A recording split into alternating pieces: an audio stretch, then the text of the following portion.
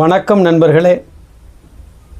நம்முடைய அரசியல் அமைப்பில் ஒவ்வொரு இந்திய குடிமகனுக்கும் பேச்சு கருத்துரிமை பற்றிய சுதந்திரத்தை ஷரத்து 19 வழங்கியிருக்கிறது.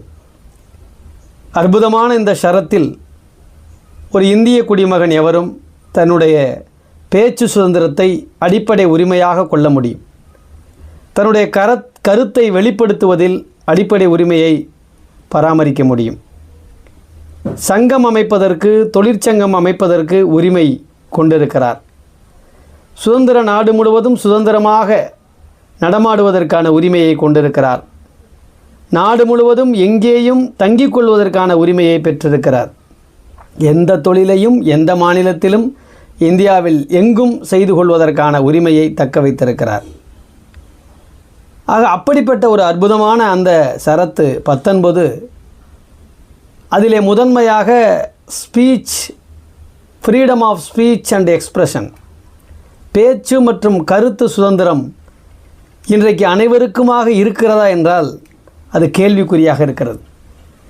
எப்படி அடிமைப்படுத்தப்பட்ட காலத்திலே அடிமைப்படுத்தி ஆட்கொண்ட ஆளும் சக்திகள் சுதந்திர மண்ணில் போராட்ட களத்திலே தங்களை இணைத்து கொண்ட தலைவர்களை வாய்ப்பூட்டு சட்டம் போட்டதோ, அதை போல இன்றைக்கு மாற்று வடிவத்தில் பேச்சு சுதந்திரம் என்பது ஒரு பக்கம் தடுக்கப்பட்டு கொண்டு தான் இருக்கிறது. சுதந்திரமாக போராடித்தான் இந்த போராட்டத்தினுடைய விளைவால் தான் இந்த அரசியலமைப்பு சட்டம் நமக்கு வந்திருக்கிறது. ஆனால் இன்றைக்கு போராட்டத்தின் விளைவால் கிடைத்த அரசியலமைப்பு சட்டத்தில் சிறப்பாக நமக்கு ஒன்று ஷரத்து, பேச்சுக்கும் கருத்துக்கும் தனி உரிமை சுதந்திரம் இருக்கிறது என்று சொல்லியும் கூட எந்த ஒரு சாமானியனும் சுதந்திரமாக தன்னுடைய கருத்தை பதிவு செய்துவிட முடியாது. எந்த ஒரு சாமானியனும் சுதந்திரமாக ஒரு முதல்வரையோ பிரதமரையோ மாவட்ட ஆட்சியரையோ மாவட்ட காவல் கண்காணிப்பாளரையோ உயர் பொறுப்பில் இருக்கக்கூடிய அதிகாரிகளை கூட ஒரு சாதாரண குடிமகன் சந்திக்க முடியாது. அதுதான் இன்றைக்கி நிலைமை. இது இன்றைக்கு மட்டும் இல்லை, காலங்காலமாக சுதந்திர வேட்கை காலத்திலும் சரி, அடிமைப்படுத்தப்பட்ட காலத்திலும் சரி, புரட்சி காலத்திலும் சரி, சாமானியர்கள் ஆளும் வர்க்கத்தினரையும் அதிகார மையத்தினரையும் எளிதாக சந்திக்கக்கூடிய வாய்ப்பு என்பதும் கிடையாது. எளிதாக சந்தித்து பேசுவதற்கான சுதந்திரம் அவர்களுக்கு கிடையாது.